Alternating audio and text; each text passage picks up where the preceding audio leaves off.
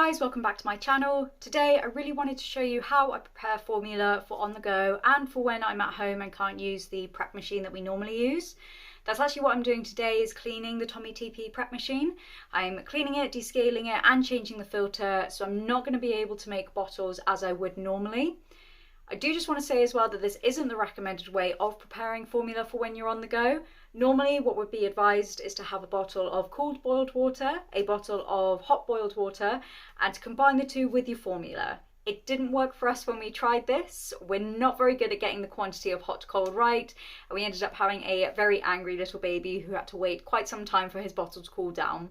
So this is just the method that we personally use. I would say do your research and make an informed decision on what is going to be best for you. But without further ado, let's just jump straight in. So I'm just going to start by going ahead and emptying any old water that's in the kettle out.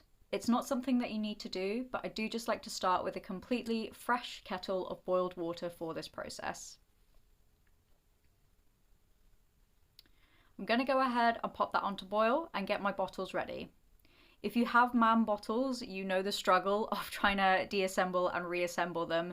It's an absolute nightmare, but these are the only bottles that he has really taken to. So that's just what I'm doing here, is I'm just getting any excess water from the sterilization process out of them and assembling them.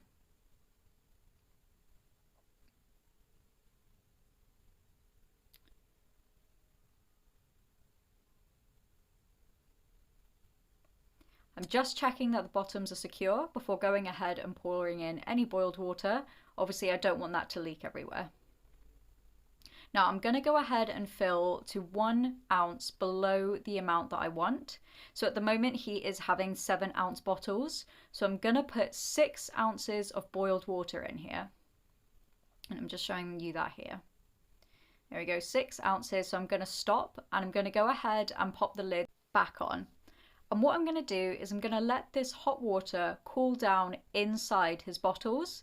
They're sterile, they're clean, and I don't really see any difference compared to if you were just making a cold flask of water to pop in. The only difference is that when you're assembling the bottles in the recommended method, you can pop the hot water in first.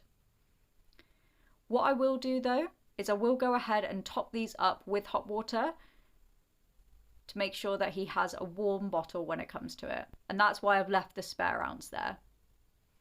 Now I'm just preparing the flask of boiled water. I'm not actually going out, so I'm just showing you what I would do. I would fill this right to the top with boiled water, and that would stay nice and hot for the entire day.